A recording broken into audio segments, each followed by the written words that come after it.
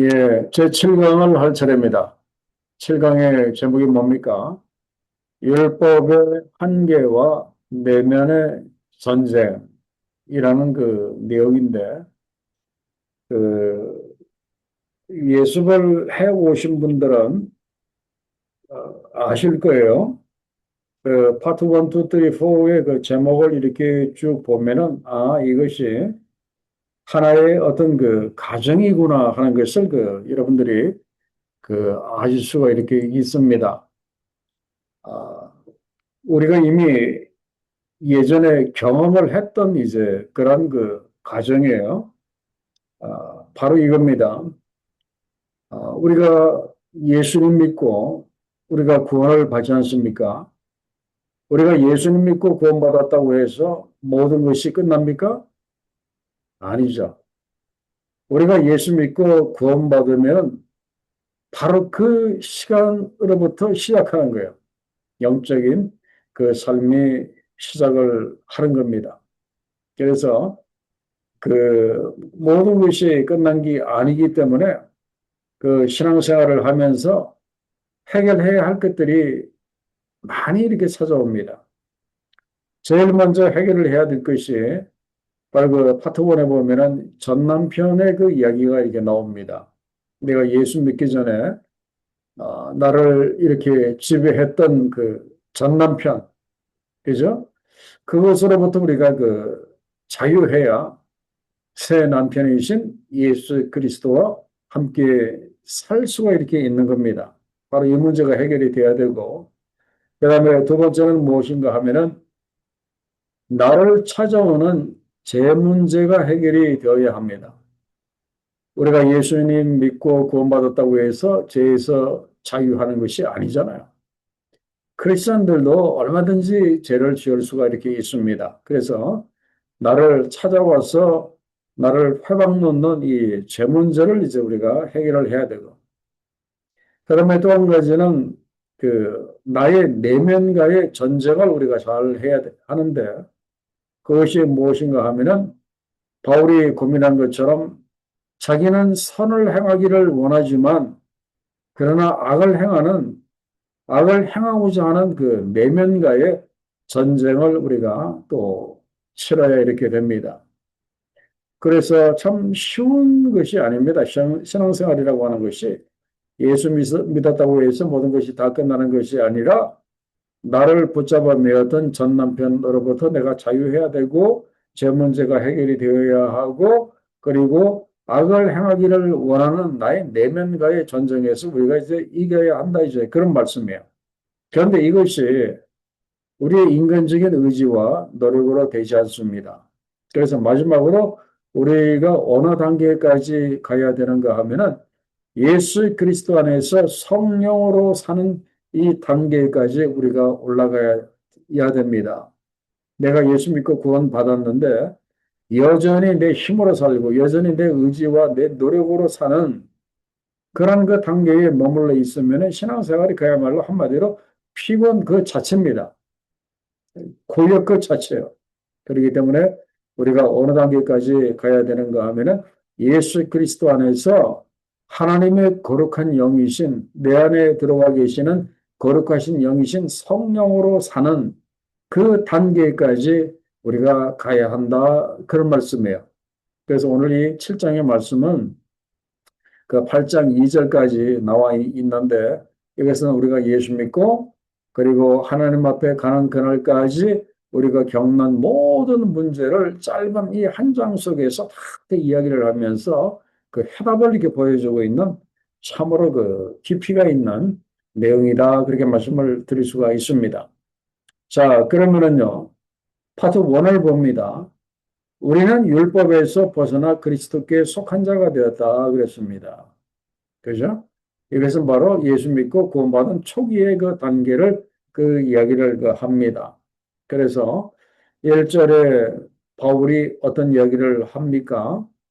형제들아, 그러면서 내가 법 아는 자들에게 말하노니 너희는 그 법이 사람이 살 동안만 그를 주관하는 줄 알지 못하느냐라고 그 이야기를 합니다. 참 이거는 참, 우리가 세상에서도 이런 걸 우리가 이제 많이 경험을 하잖아요. 어떤 사람이, 이렇게 죄를 지었습니다. 그죠? 어떤 사람이 뭐 사기를 쳤다든지 아니면 어떤 사람이 뭐 죄를 지었어요. 그래서 이제 경찰에 붙잡혀 가고, 그다음에 또 검찰에 가서 또 구속이 되고, 또 재판을 받아야 하고, 이제 그런 그 과정이 이렇게 남아 있는데, 근데 이제 그 사람이 만약에 그 중간에 죽게 되면 어떻게 됩니까? 모든 것이 다 끝나버리는 거예요. 법이 그 사람을 주관할 수가 이렇게 없습니다. 왜요? 그 사람이 당사자가 죽었기 때문에. 바로 이것이 일반적으로 1절 하반절에서 그 이야기하는 그런 그 원리를 지금 그 이야기를 하고 이렇게 있는데, 그런데 이제 문제는 무엇인가 하면은 그 1절 상반절에 보면은 법을 아는 자라고 그렇게 나와 있습니다. 법을 아는 자. 그냥 법 이야기만 하면은 이해가 될 것 같은데, 이 법을 안다고 하는 것이 과연 또 이건 이게 무엇인가? 그래서 여기에서 이 법을 안다고 하는 것은 이런 의미로 우리가 이해를 하시면 될 것 같아요. 제가 참고로 드린 그 말씀을 여러분들이 보시면 아시겠지만, 이 법을 안다고 하는 것은, 무엇인가 하면은, 율법의 어떤 정죄, 율법이라고 하는 것은 사실 우리를 너는 죄인이다 라고 하는 이 정죄하는 그런 면이 좀 있거든요. 그리고 또한 그 율법의 한계, 이 율법이라고 하는 것이 뭐 거룩하고 뭐 그런 거지만 또 한계가 있습니다. 그래서 그 율법의 정죄와 또 한계를 이해하고, 그리고 율법의 묵은 조문이 아니라 성령의 새로운 것으로 하나님을 섬겨야 한다고 하는 이 사실을 아는 사람, 그러면서도 여전히 율법적인 신앙생활을 하는 사람을 이야기를 합니다. 은혜로 구원을 받았음에도 불구하고 여전히 율법적인 신앙생활을 하는 사람을 이제 바울은 1절 상반절에서 법을 아는 사람이라고 이야기를 합니다. 법을 아는 사람들. 그래서 이 사람들은 구약의 율법 아래 있다가 예수 만나서 믿고 구원을 받은 이 사람들이에요. 근데 이 사람들이 여전히 율법적인 신앙생활을 하고 있기 때문에 어떤 문제가 있습니까? 하나님을 의지하지 아니하고. 사실 하나님을 의지하고는 싶겠죠. 그러나 여전히 율법적인 신앙생활을 하다가 보니까 하나님을 잘 의지가 안 됩니다. 그러다가 보면은 자연적으로 자기의 힘을 의지할 수밖에 없고, 그리고 또 자기의 노력으로 율법을 지키려고 애를 많이 씁니다. 그러다가 보니까 결국 신앙의 주체, 그 사람의 삶의 주체가 누구인가 하면은 바로 자기 자신이 삶의 주체와 신앙의 주체가 되는 이렇게 사람들이에요. 그래서 자기의 힘으로 열심히 주의 뜻을 행하려고 하는 사람. 그죠? 하나님을 믿는다고 하면서 자기가 주체가 되어서 자기 힘으로 이렇게 사는 사람들. 그래서 이런 사람들의 모토는 뭐라고 했습니까? 나의 힘으로 내가 사는 것이다. 라는 이 어떤 강박관념. 나의 힘으로 내가 사는 것이다. 나의 힘으로 내가 신앙생활을 하는 것이다. 라고 하는 이 강박관념을 가지고 있는 이 사람들을 이야기를 합니다. 지금 그 사람들에게 바울이 하고 싶은 이야기가 마음이 안타까운 것이 무엇인가 하면은 이 사람들이 예수 믿고 구원을 받았음에도 여전히 옛 남편 어떤 율법적인데 이게 매여 있기 때문에 이 사람들이 자유를 얻을 필요가 있다 그런 말이에요. 그래서 어떻게 하면은 이 사람들이 자유를 얻을 수 있도록 내가 해줄 것인가? 지금 그 얘기를 지금 이렇게 하고 이렇게 있는 겁니다. 자, 그래서 다음을 한번 이렇게 보겠습니다. 이러한 율법적인 신앙에서 그들도 마찬가지고 우리도 마찬가지고 어떻게 우리가 자유를 얻을 수 있겠는가 하는 겁니다.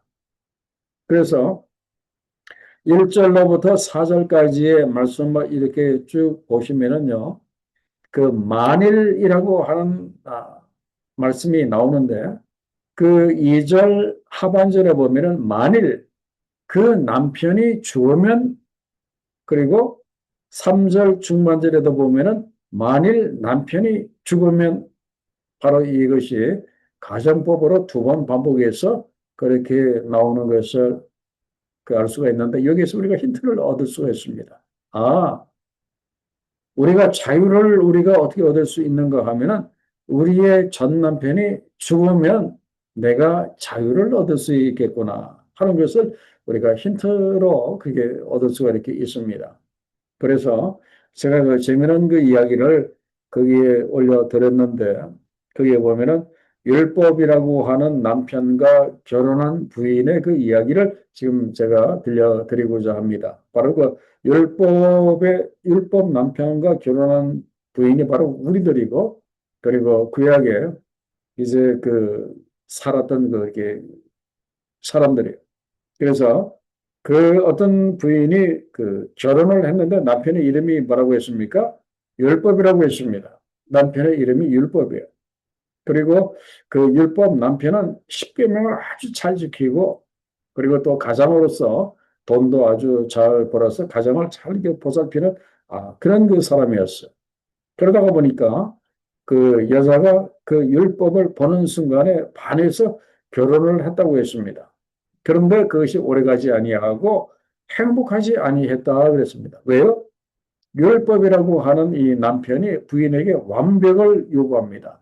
나도 완벽하니까 당신도 완벽해야 된다고 완벽을 이렇게 요구합니다. 그러니까 숨이 턱턱 이렇게 막히는 거예요. 그래서 주일 예배에 1분 1초라도 늦으면 안 되고 항상 먼저 가서 기도하면서 기다려야 되고 그리고 11조도 절대적으로 해야 하고 그리고 살림도 이렇게 잘 해야 한다라고 막 그렇게 부담을 이렇게 주는 거예요. 처음에는 그 남편이 너무 멋있어 보이고 그 남편에 대한 사랑이 있어서 열심히 했는데 하다가 보니까 지치기 시작을 한다 이제 그런 말씀이에요. 그런데 문제는 무엇인가 하면은 이혼을 할 수도 이렇게 없는 거예요. 그래서 여자가 이혼을 그 자유를 얻을 수 있는 길은 단 한 가지입니다. 그것이 뭐라고 했습니까? 자기 남편이 죽든지 아니면은 자기가 죽든지 둘 중에 하나야. 그런데 그 남편인 그 율법은 뭐라고 했습니까? 너무나 완벽하기 때문에 너무나 하나님이 주신 그 율법은 너무나 완벽하기 때문에 천지가 없어지기 전에는 죽지도 않는다 그런 말씀. 그렇다면은 여자가 죽어야 하는데 죽으면 무슨 소용이 있겠습니까? 죽으면 뭐, 그 다음에 무슨 자유를 누릴 수가 이렇게 있겠습니까? 바로 이것이 딜레마입니다. 둘 중 하나가 죽어야 되는데 남편은 죽지 않는 존재고 자기가 죽어야 되는데 자기가 죽으면 아무 소용이 없으니까 참 이러지도 못하고 저러지도 못하고 자, 이 딜레마를 누가 해결하셨다고 했습니까? 바로 예수께서 해결해 주셨다 그런 말씀이에요. 그 해결 그 방법이 무엇이었습니까? 해결 방법. 예수께서 십자가에 달려 돌아가실 때 나도 그분과 함께 십자가에서 나의 옛사람도 함께 죽었다 이제 그런 말씀이에요. 그래서 율법은 죽을 수 없고 내가 죽어야 되는데 바로 그 예수께서 십자가에 달려 돌아가실 때 나도 그와 함께 죽었다 그런 말씀이에요. 그리고 죽음으로 끝나면 또 무슨 소용이 있겠습니까? 그죠? 제가 위에서 말씀드렸죠. 살아 있어야 자유를 누릴까 아니에요.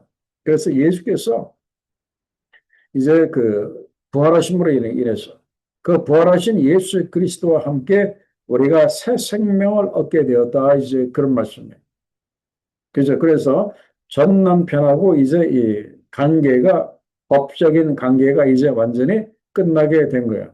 나의 그 전 남편에게 매여 있던 나의 옛사람이 그리스도의 십자가에서 죽고 그리고 나는 새 사람으로 태어났기 때문에 전 남편하고는 이제 관련이 없습니다. 그래서 우리가 자유를 누리게 되었고 그리고 나아가서 내 안에 성령께서 이렇게 들어오셔서 이제는 내가 새 생명을 얻고 새 생명의 삶을 살아가게 되었다. 이제 그런 말씀이에요. 그래서 그 다음 질문에 보면은 새 남편과의 재혼이 어떻게 가능합니까? 그랬습니다. 어떻게 가능하다고요? 그 7절에 보면은 그 빨간색으로 표시한 이 말씀이 중요하죠. 거기 보면은 죽은 자 가운데서 살아나신 이에게 가서 그랬습니다. 자, 죽은 자 가운데서 살아나신 이가 누굽니까? 바로 부활하신 예수 그리스도를 말합니다. 예수 그리스도에게 가서 우리가 하나님을 위하여 열매를 맺게 하려 함이라 그랬습니다. 그래서 새 남편이신 예수 그리스도와 그 재혼이 어떻게 가능한가? 방법은 오직 한 가지입니다. 뭡니까? 뭐죠? 그분에게 가는 거예요. 그분에게 가는 것이 뭡니까? 우리가 예수 그리스도를 믿는 겁니다. 우리가 예수 그리스도를 믿으면 예수께서 우리를 정결한 신부로 우리를 맞이하십니다. 그래서 우리의 그 남편이신 예수 그리스도가 이제 재림 때 공중에 임하시게 되면은 어떻게 됩니까? 공중 혼인잔치가 이제 열리고, 그리고 살아있는 자들은 예수 그리스도의 새 신부로서 이제 휴거 들림을 받고 공중에서 혼인잔치가 이루어진다 하는 것이 그 계시록에 나와 있는 그 말씀이에요. 자, 이렇게 해서 그 율법이라고 하는 그 옛 남편에서부터 이제 자유해서 새 남편과의 재혼이 지금 이렇게 이루어진 겁니다. 그래서 우스갯소리로 여러분들도 마찬가지고 저도 마찬가지고 새 남편이신 예수 그리스도와 재혼한 사람들이 바로 이제 우리들이에요. 그래서 우리의 두 번째 남편은 예수 그리스도이시다 그런 말씀이에요. 그런데 이 두 번째 남편, 새 남편이신 예수 그리스도는 전 남편하고는 완전히 틀립니다. 율법 남편은 우리를 굉장히 힘들게 했는데 오히려 새 남편이신 예수 그리스도는 우리의 연약함을 다 이해를 해 주십니다. 우리의 연약함을 다 이해해 주시고 그리고 우리의 죄를 십자가에서 다 감당해 이렇게 주십니다. 그리고 우리가 잘못해서 실수를 하면은 그걸 다 용서하시고 그리고 어떻게 해야 하는지 도와주시는 그 우스갯소리로 거기 보면은 예수님은 아내인 우리들이 밥을 이제 태우게 되면은 그거 다 용서하시고 또 솥에 물을 얼마나 붓고 얼마나 불을 잘 떼야 하는지 섬세하게 그런 것까지 다 가르쳐 주신다 이제 그런 말씀입니다. 그리고 또한 그뿐만 아니라 예수님은 이 대목이 중요한 거예요. 성령으로 우리 안에 들어오십니다. 새 남편이신 예수께서 성령으로 우리 안에 들어오셔서 우리들에게 힘을 주시고 지혜를 주시고 그리고 용기를 이렇게 주십니다. 그렇기 때문에 이제는 어떤 삶을 우리가 이렇게 살 수가 있어요? 이제는 숨이 턱턱 막히는 그런 삶을 살지 않아도 됩니다. 이제는 기쁨이 넘치고 그리고 평화롭고 그리고 행복한 삶을 우리가 살 수 있게 되었다. 그런 말씀이에요. 자, 그렇다고 해서 전 남편인 그 율법은 사라졌습니까? 아니에요. 전 남편인 그 율법도 지금도 이렇게 살아 있어요. 그러나 이제는 그 전 남편인 그 율법의 기능이 달라졌습니다. 옛날에는 남편의 기능을 했었는데 이제는 남편의 기능을 하는 것이 아니라 이제는 새 남편이신 예수 그리스도를 잘 섬기도록 우리를 도와주는 역할을 하는 것이 바로 그 전 남편인 그 율법의 그 역할이다. 이제 그런 말씀이에요. 그래서 다음 질문을 이렇게 보시면은 율법에서 자유함을 얻은 우리는 어떤 생활을 해야 합니까? 그랬습니다. 어떤 생활을 해야 하는가? 자, 새 남편과 재혼한 우리가 어떤 삶을 살아야 하는가 하는 거예요. 이걸 반드시 알아야 되겠죠. 이걸 모르시는 분들이 참 많아서 참 이렇게 안타까워요. 이제는 어떻게 해야 되는가 하면은, 자, 6절의 그 말씀을 잘 보세요. 이제는 그랬습니다. 예수 그리스도를 믿고, 이제 새 남편과 재혼한 우리는 이제는 우리가 얽매였던 것에 대하여 죽었으므로, 전 남편과 나의 옛사람과의 모든 것이 다 끝났으므로, 이제는 우리가 율법에서 벗어났다 그런 말씀. 그래서 이러므로 우리가 영의 새로운 것으로 섬길 것이요라고 그랬습니다. 자, 영의 새로운 것으로 섬기라고 그랬습니다. 이것이 뭡니까?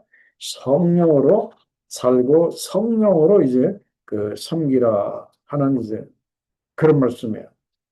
그래서 예수께서 요한복음 3장 그 말씀에 보면은 니고데모라고 하는 사람이 밤에 예수님을 이렇게 찾아왔었을 때 예수께서 니고데모에게 하신 그 말씀이 바로 이 너무나 유명한 그 말씀이에요.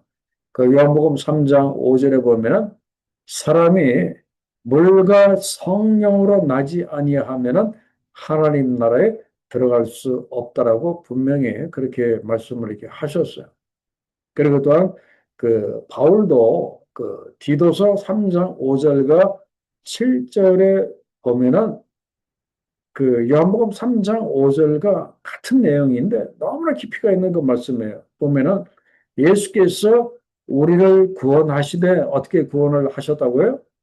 우리가 행한 바 의로운 행위로 말미암아 우리를 구원하는 것이 아니다 그런 말씀입니다. 내가 선하게 살았기 때문에 내가 열심히 살았기 때문에 내가 착하게 살았기 때문에 나를 구원하시는 것이 아니다 그런 말씀입니다. 오직 뭐요? 그리스도의 긍휼하심을 따라 우리가 구원을 받았다. 하나님의 은혜로 우리가 구원을 받았다 그런 말씀입니다. 그래서 하나님의 은혜로 우리 가운데 어떤 역사가 있었는가 하면은 중생의 씻음이 있었었다 그런 말씀. 중생 이 거듭날 중 그죠?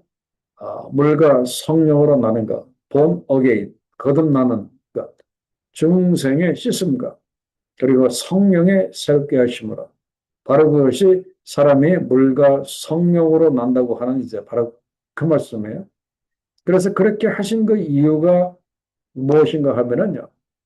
우리를 성령으로 거듭나게 하신 그 이유가 무엇인가 하면 6절에 보면은 우리 구주 예수 그리스도로 말미암아 우리에게 성령을 풍성히 부어주사. 그죠? 우리가 성령으로 거듭나게 해서 우리로 하여금 성령 충만한 삶을 살도록 하신다 그런 말씀이에요. 자, 그렇게 하시는 그 목적이 뭡니까? 7절에 보면은 우리로 그의 은혜를 힘입어 의롭다 하심을 얻어 영생의 소망을 따라 하나님의 상속자가 되게 하려 하심이라. 얼마나 귀한 말씀.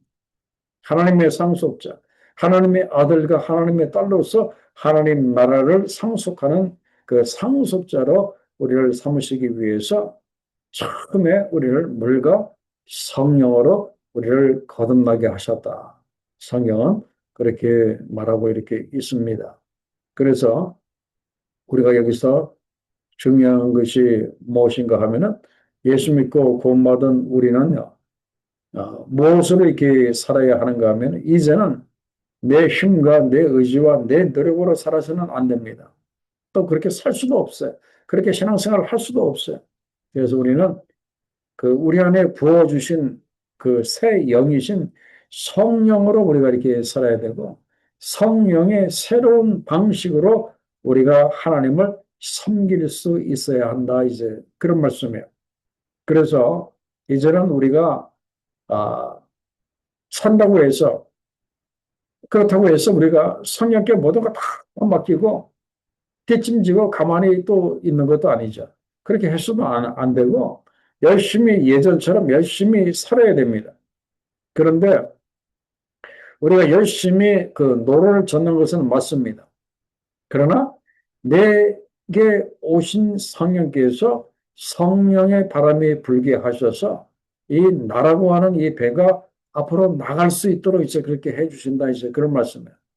그래서 이제는 내가 탄 이 배를 내 힘으로 그냥 팔이 그냥 아플 정도로 힘들게 노를 저으려고 그렇게만 하지 마시고 이제는 돛대를 높이 올리고 나에게 불어주시는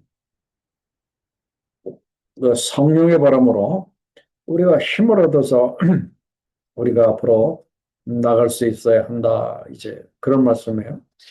그래서 바로 이것이 바로 그겁니다. 우리가 이제 율법에서 벗어나 그리스도께 속한 자가 되었다. 우리가 이제 예수 믿고 새 남편이신 예수 그리스도와 우리가 이제 재혼을 했습니다.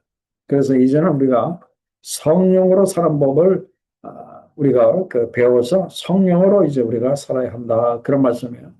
그리고 이제 두 번째 파트를 보면은 이거 역시 이렇게 마찬가지입니다.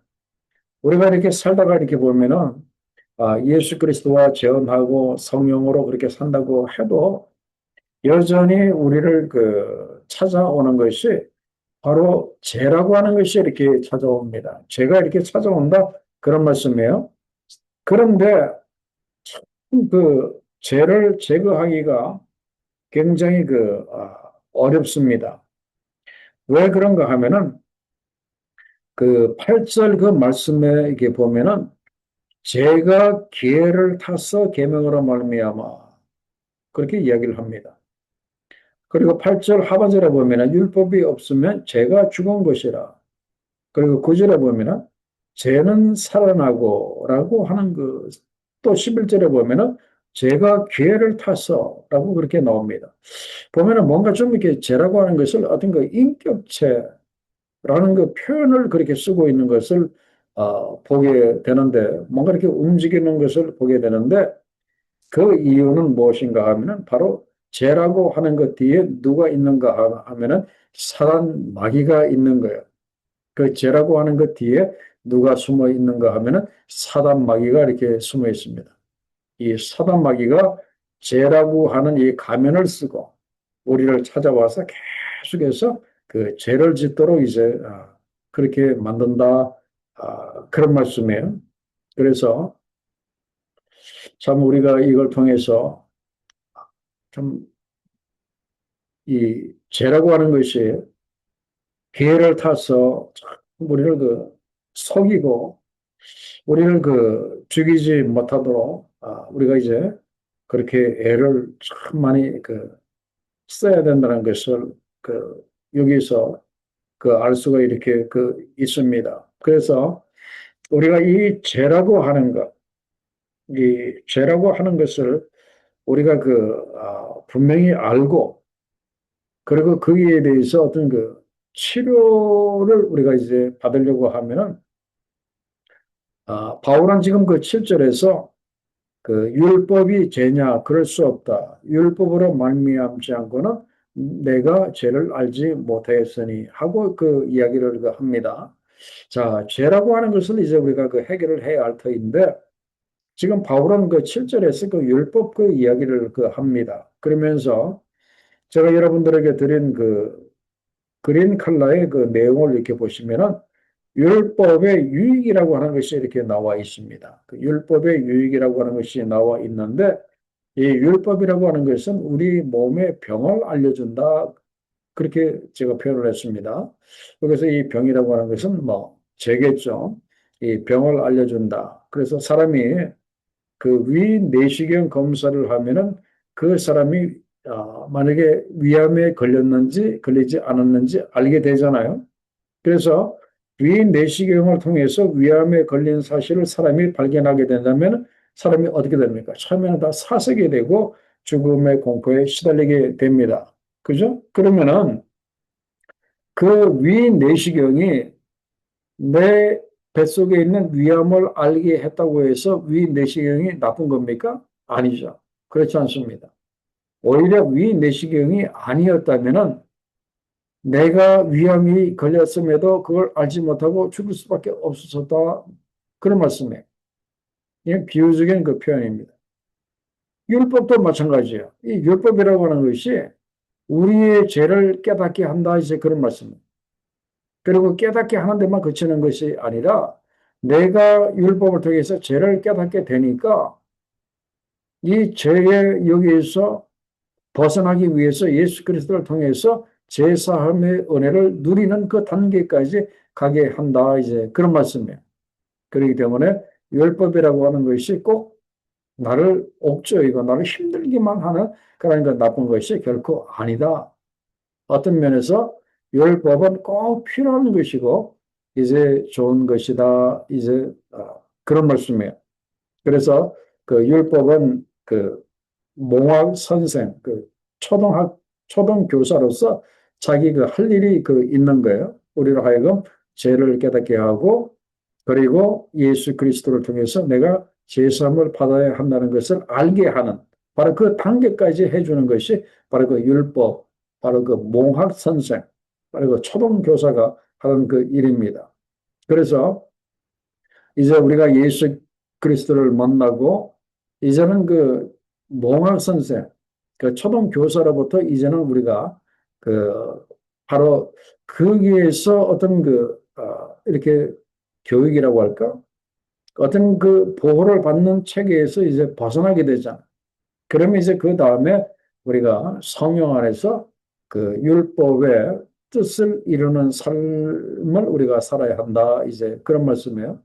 그런데 거기에서 그 무엇인가 하면은 성령 안에서 율법의 뜻을 이룬다고 하는 것은 그 무엇인가 하면은 그 율법을 참 지킨다는 뜻이 절대 아닙니다. 그것이 아니라 그 율법과 그 성령 안에서 그 율법의 뜻, 바로 그 율법의 뜻이라고 하는 것은 바로 율법의 이 궁극적인 그 뜻은 무엇인가 하면은 우리가 예수 믿고 하나님을 사랑하는 새 생명으로 이렇게 살아가는 것.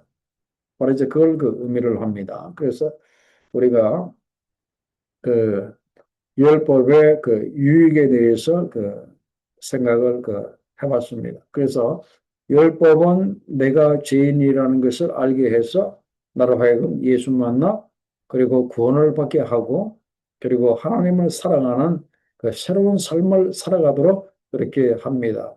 그래서 그 다음 질문을 보면은 그러면은 율법이 문제가 아니라면은 율법은 꼭 필요하고 좋은 것이라고 말씀을 드렸어요. 그래서 율법이 문제가 아니라면은 무엇이 문제인가? 이제 그런 말씀이에요. 무엇이 문제인가? 바로 9절과 10절에 보면은 이 죄라고 하는 것이 이렇게 나옵니다. 그래서 전에는 우리가 그 율법을 알지 못할 때는 우리가 죄를 깨닫지 못했습니다. 그러다가 보니까 그때는 죄책감도 없었어요. 그리고 죄를 지으면서도 그냥 그렇게 뭐 재밌게 그렇게 살았어요. 그리고 죄책감으로 인해서 심한 고통도 느끼지 못했어요. 근데 그러다가 바로 이때는 이 죄라고 하는 것이 가만히 있습니다. 왜요? 그냥 죄 짓고 죄 가운데 살기 때문에 죄라고 하는 것이 가만히 있어요. 우리가 죄를 짓도록 이렇게 보고만 있어요. 그러다가 우리가 율법을 알고 나서 내가 죄를 지었다는 것을 알고 내가 죄인이라는 것을 알게 되면은 그 죄가 우리를 이제 정죄하기 시작을 한다. 이제 그런 말씀이에요. 정죄를 하기 시작합니다.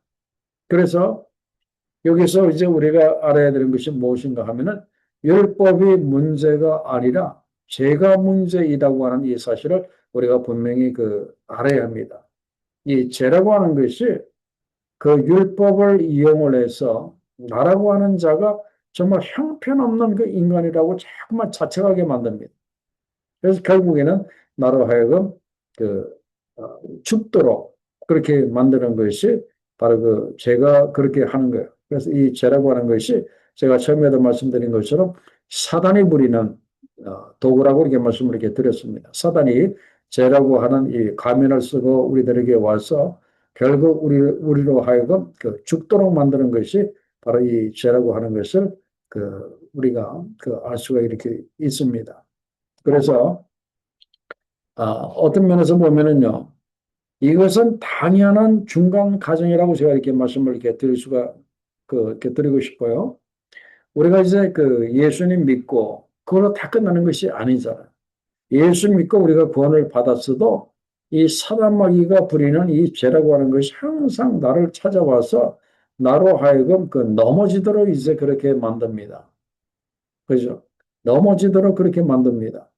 그래서 바울이 7장 11절에서 뭐라고 했습니까? 제가 기회를 타서 계명으로 말미암아 나를 속이고 그것으로 나를 죽였는지라 그렇게 이야기를 합니다. 그렇기 때문에 죄가 문제이다 이제 그런 말씀이에요. 죄가 문제이다. 그리고 죄에 속아서 죄를 짓는 내가 이게 문제이다 그런 말씀이에요. 이거는 예수 믿기 전의 이야기를 크게만 국한되는 것이 아니라 우리가 예수 믿고 난 다음에도 이런 문제가 이렇게 있습니다. 그래서 우리가 예수 믿고 구원을 받고 난 다음에도 이것은 우리가 이 성숙해지는 성화의 과정에 가기까지 이 당연한 이 중간 이 과정입니다. 누구나 다 거쳐야 되는 이런 그 시험의 이런 그 과정이에요. 이것을 우리가 잘 감당을 해야 우리가 구원의 그 완성에 우리가 이르게 된다. 그런 말씀이에요. 그래서 우리가 예수 믿고 난 다음에 우리가 안심해서는 절대로 안심해서는 안 됩니다. 특히 어디에 대해서 사단 마귀뿐만 아니라 죄에 대해서 우리가 절대로 안심해서는 안 된다. 그런 말씀입니다. 죄라고 하는 것이 나를 찾아와서 나를 속입니다.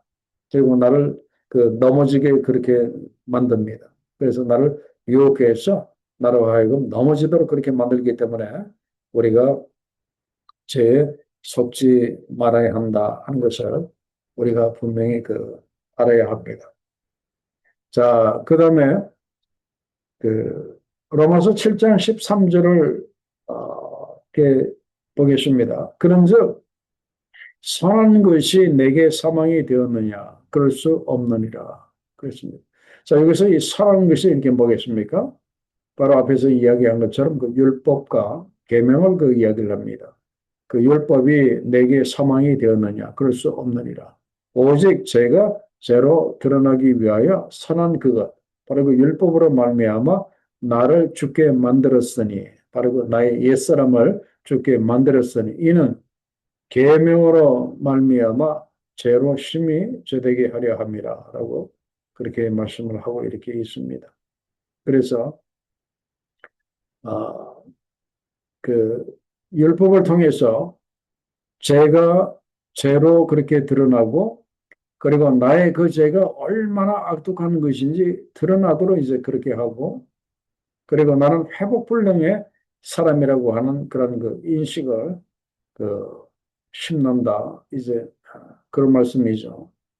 자, 그러면 7장 14절을 이렇게 보면은 자, 우리가 율법은 신령한 줄 알거니와 나는 육신에 속하여 죄 아래 팔렸도다라고 그 이야기를 합니다.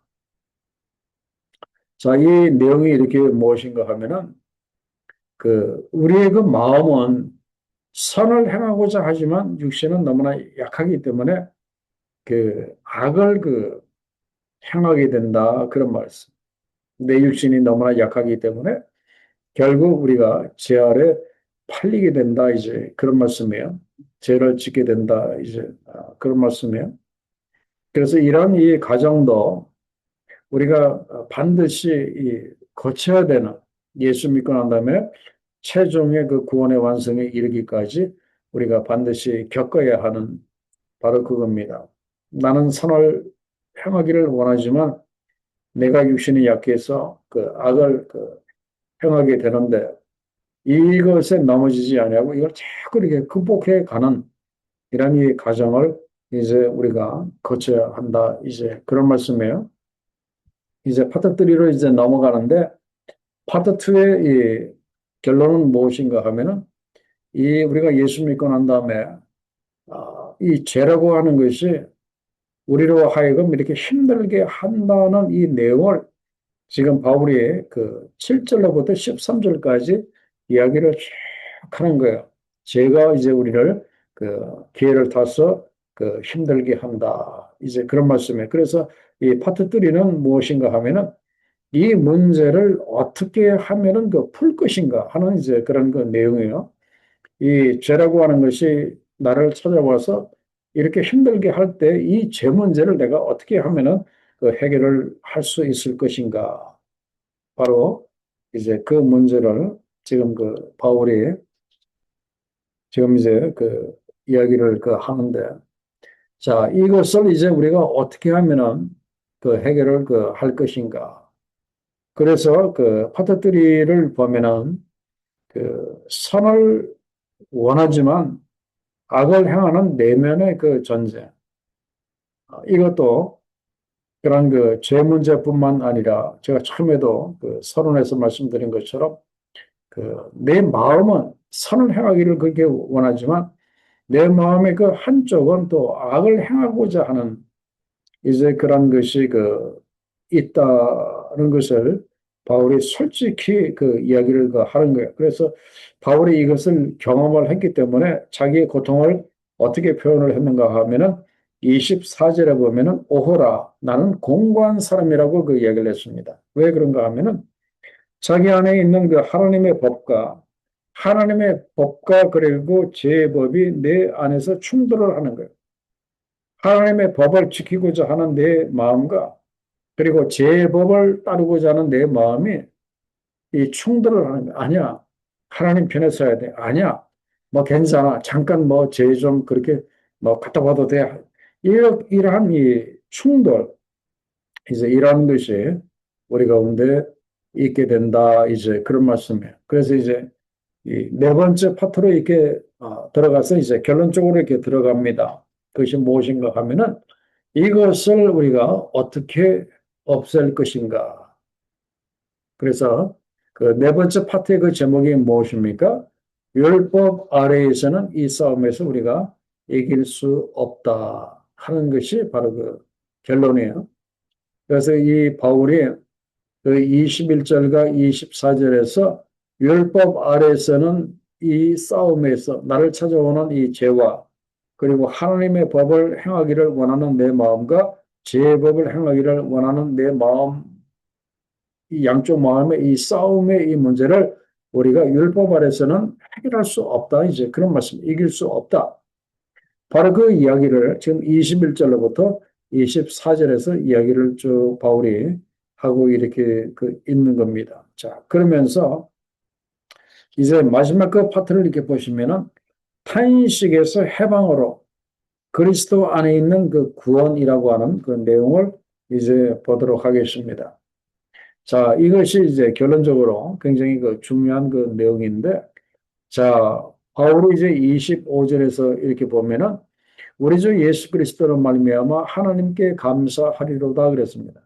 지금까지 1절에서 24절까지는 우리가 예수 믿고 구원을 받았어도 끊임없는 이 죄와의 문제, 그리고 내 내면에 그런 그 갈등과 문제로 인해서 고통당하는 우리들의 그 이야기를 이제 쭉 이야기를 하다가 이제 바울이 결론적으로 이제 무엇을 발견하고 하나님께 감사하는가 하면은 예수 그리스도로 말미암아 바로 그 예수 그리스도 안에 이 해결책이 있음을 알고 바울이 하나님께 감사하는 거예요. 그러면서 바울이 감사하는 그 내용이 그런즉 그랬습니다.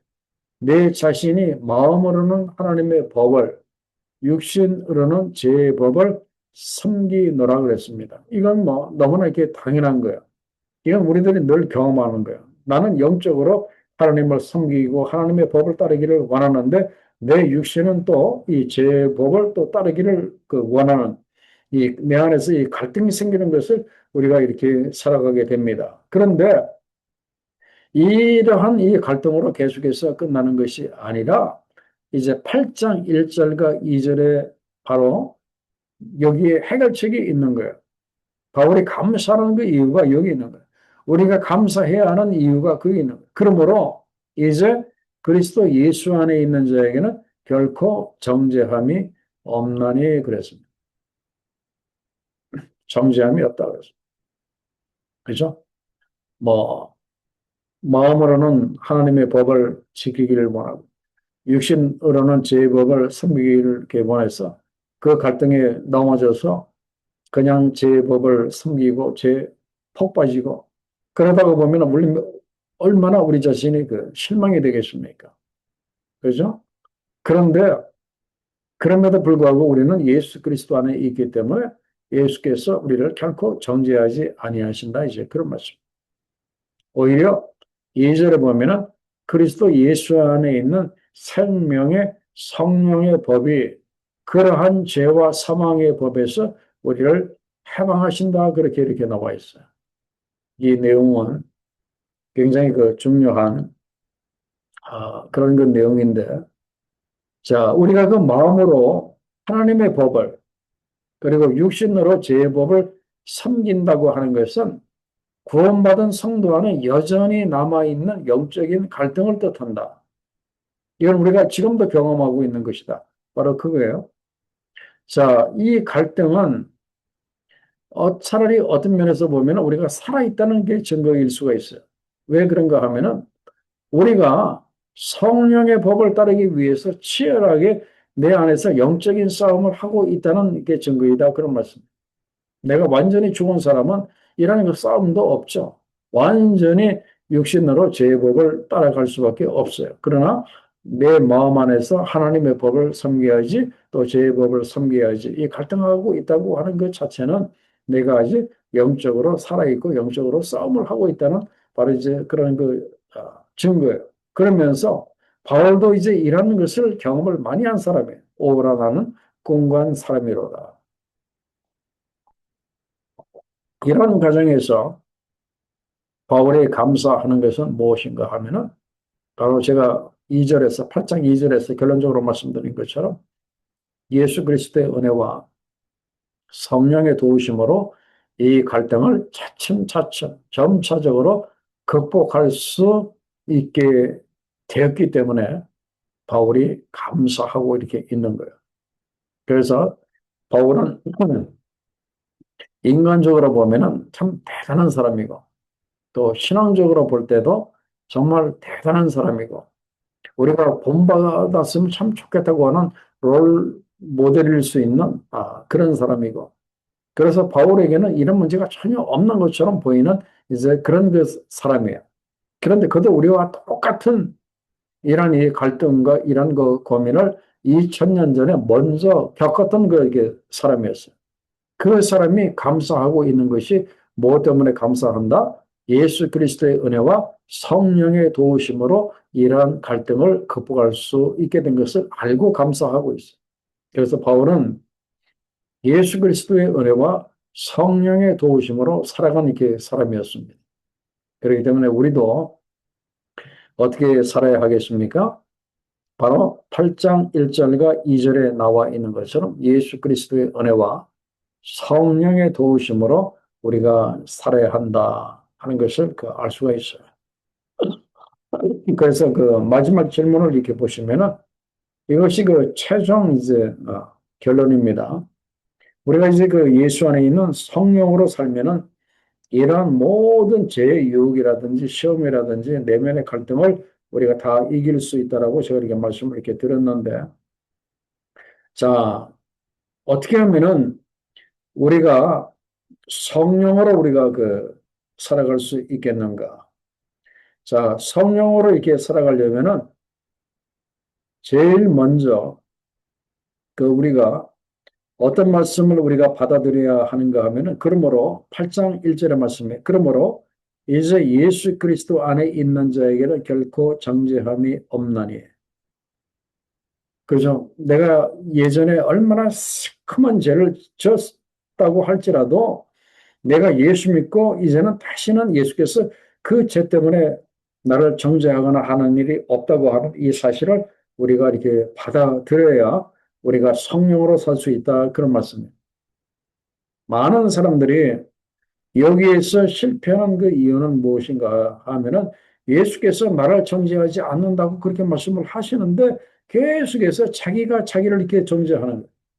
자기가 자기를 계속해서 정죄를 하다가 보면은 성령의 역사를 따라갈 수가 없고 내 안에 성령의 역사가 이루어질 수가 이렇게 없습니다. 그리고 두 번째는 무엇인가 하면은 육신을 따라 살지 않기로 방향을 이렇게 바꿔야 한다. 이제 그런 말씀이에요. 그래서 로마서 8장 4절에 이제 다음 시간에도 나오겠지만 그게 무슨 말씀이 있는가 하면은 육신을 따르지 않고 성령을 따라 행하는 자라고 하는 말씀이 이렇게 나옵니다.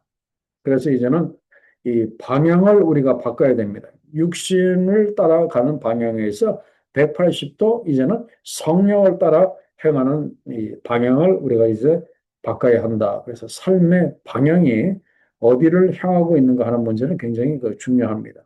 그래서 우리가 육신을 따라가서는 안 되고 우리가 이제 성령을 우리가 따라가야 한다. 이제 그런 말씀이에요. 그리고 우리가 성령의 힘으로 우리가 살려면 세 번째 해야 할 일이 내 생각의 영역을 계속해서 성령께 드려야 한다. 이제 그런 말씀이에요. 그래서 8장 6절에 뭐라고 했습니까? 육신의 생각은 사망이요 성령의 생각은 생명과 평안이라고 이야기를 했습니다. 그래서 우리가 항상 무엇을 그 생각의 영역을 우리가 성령께 우리가 드려야 된다. 이제 그런 말씀이에요. 내가 아침에 눈 뜨고 밤에 잘 때까지 하루 왼종일 생각을 많이 하잖아요. 그죠? 이런 이 생각을 다 우리가 성령께 드려야 한다. 이제 그런 말씀이에요. 그래서 우리의 생각을 성령께 드리는 좋은 방법이 있습니다. 자, 그것이 뭡니까? 우리의 생각을 성령께 드리는 좋은 방법이 있어요. 그것이 바로 말씀 묵상과 우리가 기도하는 거예요. 그래서 말씀과 말씀 묵상과 기도는 성령이 내 안에 들어와 역사하게 하는 아주 그 귀중한 통로라고 하는 이 사실을 우리가 알아야 돼요. 그래서 말씀을 깊이 묵상하고 그리고 묵상한 말씀을 가지고 하나님께 깊이 기도할 때 바로 이것이 바로 하나님과 나를 연결해 주는 성령의 통로라고 하는 이 사실을 우리가 꼭 기억을 해야 합니다. 그리고 네 번째는 뭡니까? 우리가 죄와 싸우려고 하지 말고 우리가 성령을 의존해야 한다. 그런 말씀이에요. 사실 우리가 육신적으로 내 인간의 힘으로 죄와 싸워서 우리가 이길 수 없어요. 그 이길 수 있는 사람이 어디 있어요? 오직 뭡니까? 성령을 우리가 의존해야 한다. 그런 말씀입니다. 그래서 8장 13절에 분명히 이야기를 합니다. 뭐라고요? 오히려 성령으로 몸의 행실을 죽이면 산다라고 이야기를 합니다. 우리의 힘으로 우리가 살 수 없어요. 뭐요? 성령으로 내 몸의 행실을 죽이면 우리가 산다라고 이야기를 합니다. 그래서 죄를 이기는 주체는 내가 절대로 아닙니다. 내가 나의 죄를 이기려고 하지 마세요. 죄를 이기는 주체는 내가 아니라 성령이시다. 내 안에 있는 성령이 바로 나를 찾아오는 그 죄를 이길 수 있도록 그렇게 도와주시고, 그리고 우리는 성령께 동의하고 맡기는 사람, 뭐요? 성령이 나의 죄를 이길 수 있도록 그렇게 부탁을 하고 맡기는 사람이 바로 우리다. 그런 말씀. 그래서 우리가 이런 기도하면 됩니다. 이건 저희 힘으로 안 됩니다. 이 죄 문제는 저희 힘으로 절대 안 됩니다. 성령께서 지금 주도해 주셔서 이 제 문제를 이길 수 있도록 그렇게 해 주십시오. 그렇게 이야기를 해야 한다. 그런 말씀이에요. 그래서 3번이 이제 결론인데, 거기 보면은 이제는 우리가 성령으로 사는 사람의 특징이 이렇게 나옵니다. 이제는 성령으로 사는 사람. 성령으로 사는 사람의 특징은 넘어져도 빨리 제자리로 돌아온다. 그런 말씀. 그리고 두 번째는 죄를 미워하지만 자신을 미워하지 않는다. 이건 굉장히 중요한 거예요. 그 예수님을 믿고도 자기 자신을 사랑하지 못하고 뭐 그렇게 자기 때문에 힘들어하고 자기 자신을 미워하는 사람이 있습니다. 나는 이렇게 부족한 사람인데 나는 왜 이것밖에 안 되지? 계속해서 그렇게. 그러나 성령으로 사는 사람은 그러한 것을 초월하게 됩니다. 그래서 나를 힘들게 하려고 하는 죄는 미워하지만 그러나 바로 자기 자신은 절대로 미워하지 않게 된다. 그런 말. 오히려 자기를 사랑하게 된다. 그런 말씀. 누가요? 성령으로 사는 사람은 그렇습니다. 그리고 성령으로 사는 사람은 그 신앙의 의무보다도 생명의 기쁨이 충만하다. 이제 그런 말씀. 그리고 중요한 그 내용은 성령으로 사는 사람은 자기 확신이 줄고 하나님 의존이 커집니다. 이것이 중요해요. 이 자기 확신, 자기 힘, 자기 결단, 자기 힘으로 그렇게 살려고 하는 것은 신앙의 초단계예요. 그러나 이제 신앙이 성숙해지고 성령으로 사는 사람은 자기 확신이 점점 줄고 이제는 하나님 의존이 커진다. 하나님을 온전히 의존하게 된다. 그런 말씀. 그리고 성령으로 사는 사람은 마지막으로 무엇이 찾아온다? 어떤 그 외적인 변화보다도 이 내적인 이 평안함이 먼저 찾아오게 된다. 그런 말씀이에요. 그래서 그 결론 및 적용에 보면 이렇게 나와 있는데 우리가 예수 믿고 나면은 이 죄라고 하는 것이 그냥 떠나버리면 좋은데 죄라고 하는 것이 계속 찾아와서 우리를 힘들게 하고 또 우리 안에 여전히 이 내면의 갈등이 있습니다. 한쪽은 하나님의 법을 따르라고 이야기를 하고 한쪽은 아니야. 지금 괜찮아. 제 법을 잠깐 따라도 돼 하는 이 갈등. 이제 이런 것들을 이제 우리가 어떻게 하면은 극복을 할 수 있을 것인가? 결론은 성령으로 우리가 그것이 가능하다 그런 말씀. 그래서 여러분들이 아, 나를 도우시려고 성령으로 지금 우리 안에 와 계신 그 성령님을 우리가 이제 영접을 하셔야 돼요. 그죠? 하나님이 나를 도우시려고 성령으로 내 옆에 와 계신데 왜 혼자 힘으로 하려고 합니까? 그래서 성령 없이 사는 것은 어리석은 것이다. 이제 그런 말씀.